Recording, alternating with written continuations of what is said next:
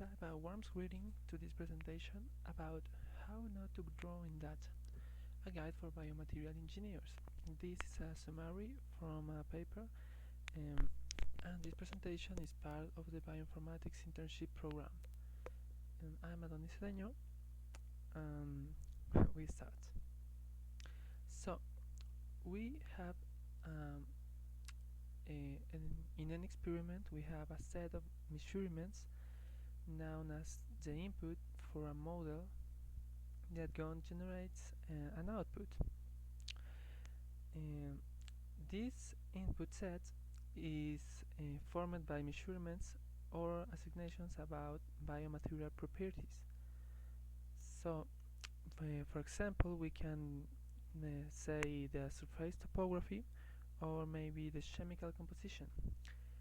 These two factors can affect, for example, the bonding in implants models for tissue recoverment.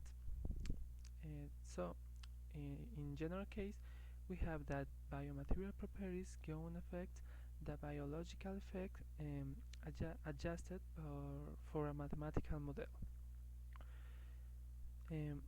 So what are the properties that gonna have a biological effect estimator? They need to have biofunctionality and biocompatibility. Biocompatibility is understood as the property to not be toxic or not generate any secondary effects, and biofunctionality is said to be the property to um, replace a function that was originated for an organic tissue. Once we have appropriately described our parameters, we still gonna be affected by the cures obtained, said as the dimensionality of the data, the overfitting of our model, the feature selections, and the model validation. So these are properties that can affect the abundance of factors. So we need to parameterize the biofunctional, the biomaterial parameters and the biological effects. We can make this parameterization for two models using dynamical methods, say as the defining a set of factors with different levels and measuring the response to these factors of one variable. In this case, I have two examples. The gene expression analysis said to be the change in mRNA levels induced by materials, and the high content imaging. The both are techniques to measure the change in the environment of the cell. Say the high content imaging is a way to staining the cellular state and generating a lot of images that can be analyzed to relate with a set of genes. These two methods are the bot can measure multiple distinct measures at the same time and can make it with high throughput. So this is one kind of dynamical methods that have confront several challenges, and in general are lab challenges. For example, the cellular model, and we know and the Petri box is used in generally to make microbial growths, but we can also have models for three-dimensional grouting, for example an spherical grouting or a cubical grouting. This shape can affect the mathematical modeling for this process, and also another lab techniques, for example the DNA or RNA extraction for microarray analysis. This is gonna be a very challenging approach. And also we have in the high content imagining the properties of the material. For example, in this technique we use fluorescent materials as the direct immunofluorescence or the fluorescence with any other material to signal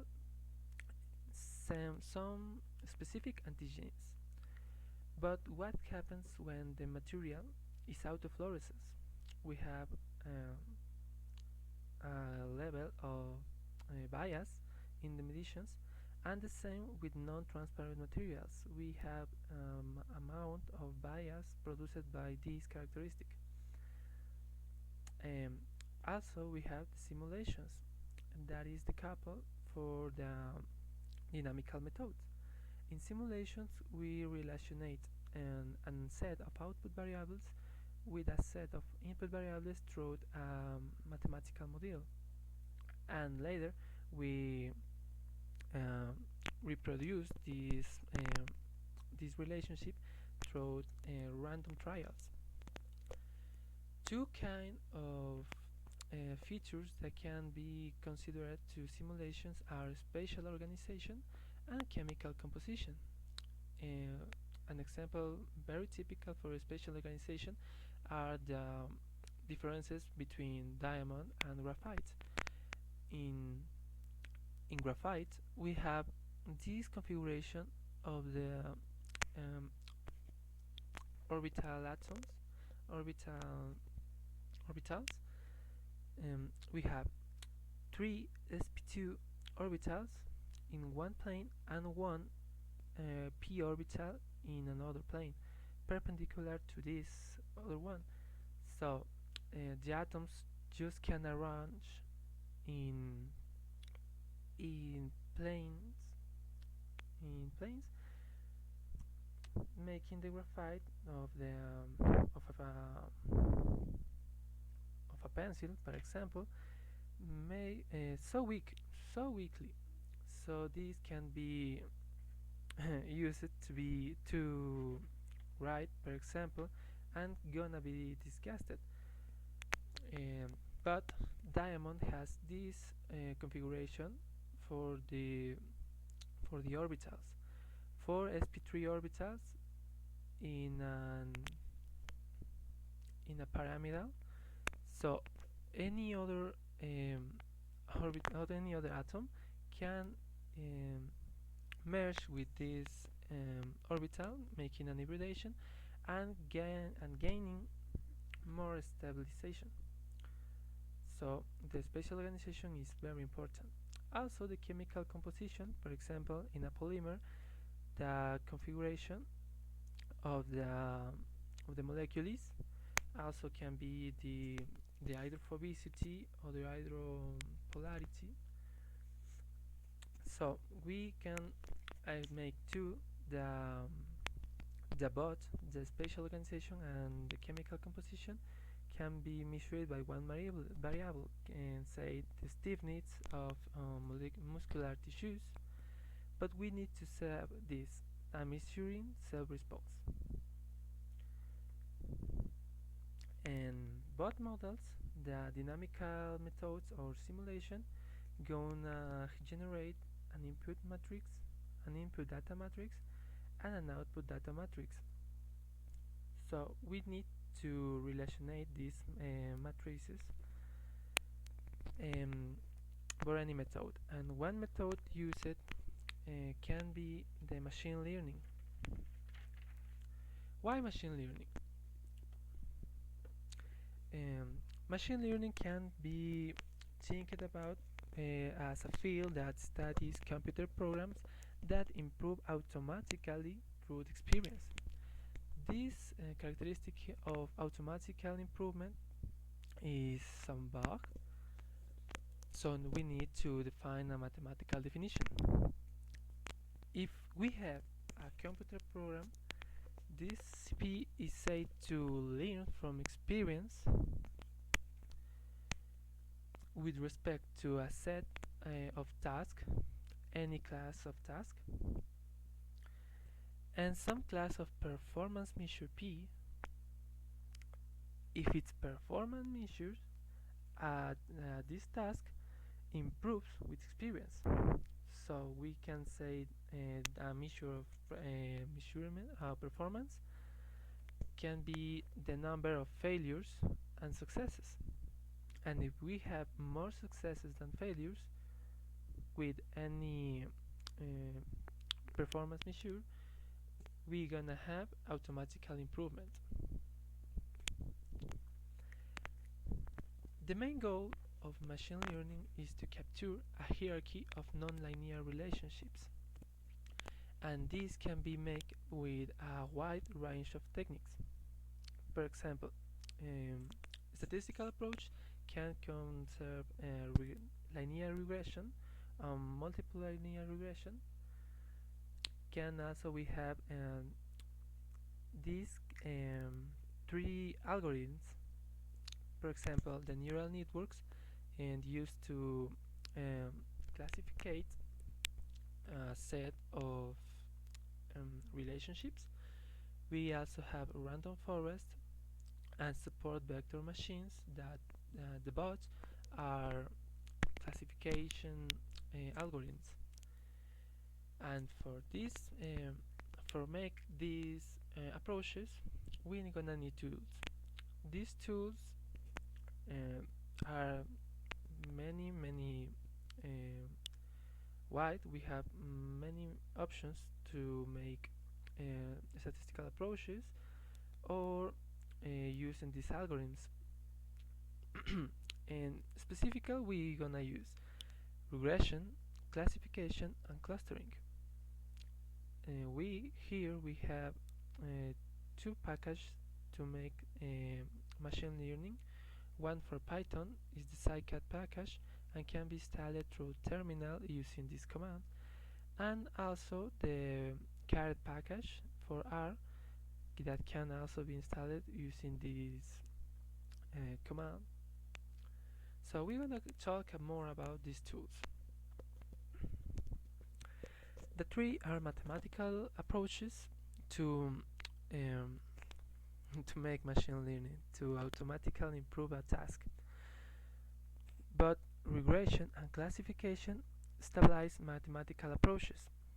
To be said, in regression, we have a set of input variables, and we're gonna determine coefficients for these variables that relationate this set with an output variable. So we can make predictions in this range using this function. In classification, we have a set of data pre-established, and later we use a measurement and estimate a k nearest neighborhoods parameter to classify it. For example, this new point, this red point, is nearest to three medium points, and two low class points. So we're gonna say this point can be related to the medium class with any certain measurements. And clustering is another approach. We use classification and regression when we need to predict parameters using data through calculations and classifications, but we use clustering to find patterns in data. We arrange these samples and stabilize a hierarchy using an algorithm for clustering. Some assumptions of these three methods are that we can use numerical or categorical variables and can be supervised machine learning in regression and classification, or unsupervised machine learning. That means that we're gonna estimate, estimate patterns in data using a certain algorithm. And using the hypothesis-driven modeling, we can make this kind of computational simulations. We have here an example for a simulation. In this experiment, we growth cells and measure the growth of cells using the density of the medium. For example, in the start we have 3 cells and later we have a set of cells. So density, cell density, is a measurement that can be approached. These have conceptual models, for example 2D simplification. We also can make 3D growth cells, how I said before. We also can approximate the number of cells, and later we use a mathematical approach, a mathematical description, to relate this density to the to the to how I say to the grading in the medium, estimating using time, for example.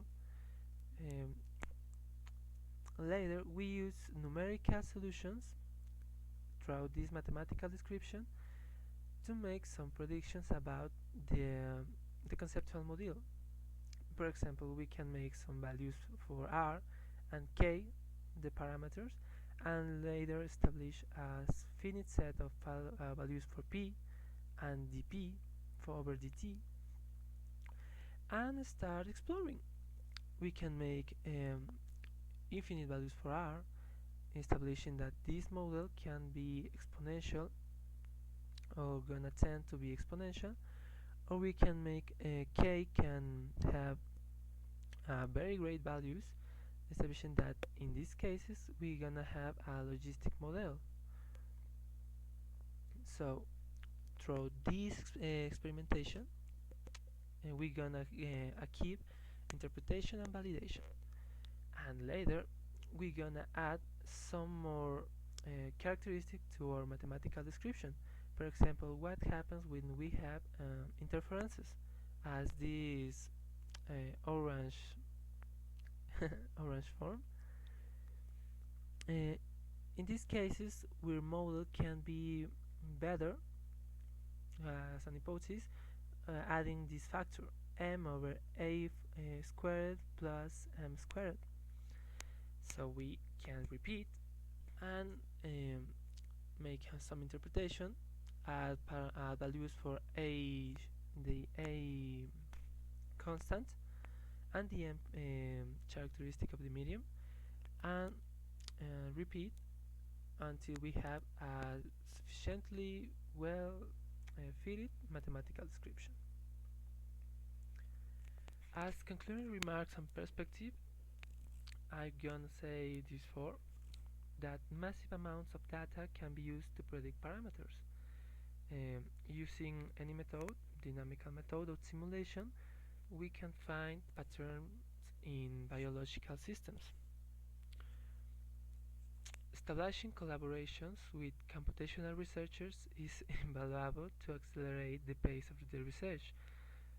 For example, we can use an algorithm that we don't know and reduce the time of the experiment from 10 days to 10 hours.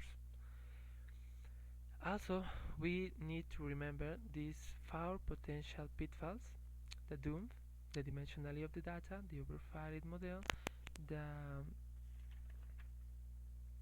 feature selection, and the model validation. Ever try to not overwhelm it with the data. And also, we need to consider the power of computational tools, and say to you to be the software or the hardware, and consider that this power can lead us to be prepared for channeling the deluge of data to making scientific progress. I like to finish this presentation with this paraphrasing. Machine learning is statistics minus any checking of models and assumptions. That means that we not ever gonna have the best model, but we can fit to the circumstances and make a good job. Thanks.